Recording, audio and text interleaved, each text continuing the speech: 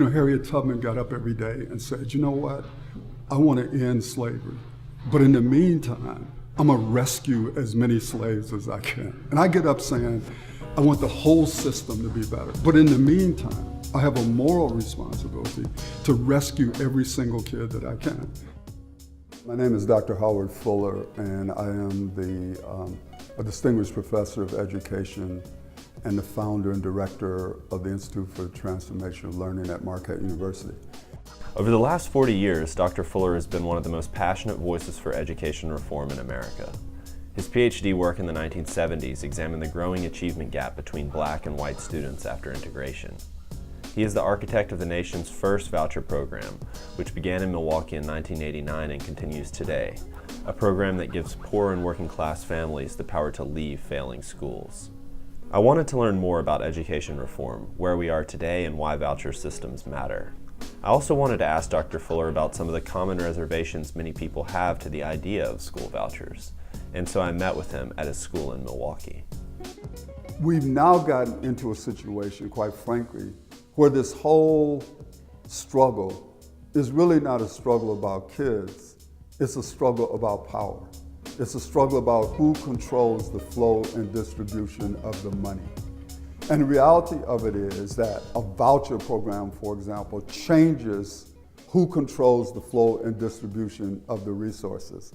If you're in an organization and you have no power to exit, your voice is diminished.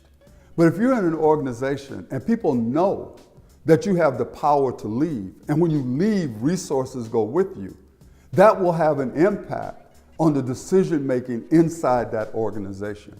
And what I find most interesting is those of us who were so anti-bureaucratic back when we were younger, those of us who were talking about power to the people, who now oppose vouchers, I'm confused. Because what better way to empower the people than to give them some control over the money? The problem is that most of us who were so radical back then and so leftist back then and so anti-bureaucratic, we are now the bureaucracy. And so our major role is in protecting our new bureaucracy. So we really don't want to empower the people. We want to empower ourselves now that we are in power. We are no longer really interested in empowering the people. So I'm still stuck. I still got a sign in my basement that says power to the people. But outside of what Dr. Fuller calls the new bureaucracy, there are many who oppose vouchers for other reasons, and I wanted answers to these challenges. One of the most common critiques is that school vouchers violate the principle of separation between church and state, that they are simply a way to channel government money to religious institutions. I've had people who are at Marquette University, where I am, arguing against vouchers, and they're at Marquette University with a Pell Grant. And so my question is, how is it that you can argue that people should not be able to, quote, get government money and have it support religious institutions if you're sitting at a religious institution and it's government money that got you here?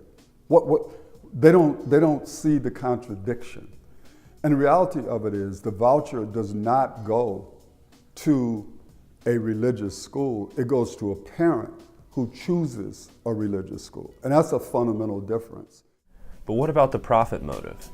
Isn't it dangerous to introduce schools that operate for profit into public education, a system that is supposed to be about equal opportunity for all?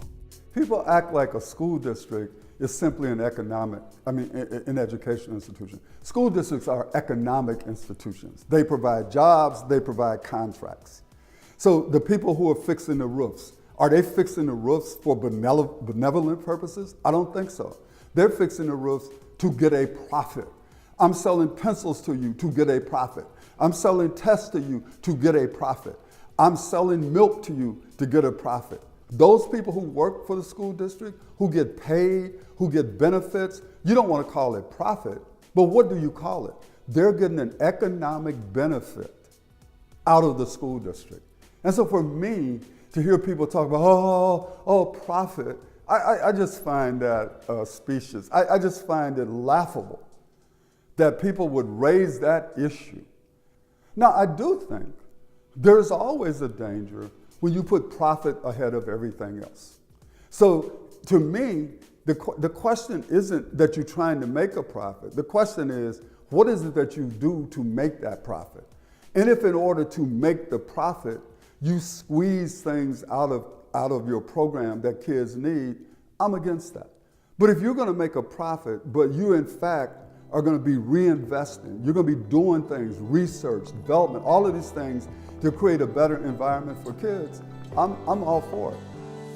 Dr. Fuller's ideas are so fresh, his voice so honest. No matter your particular political disposition, his perspective cannot be discounted. I can only hope more of us join his struggle.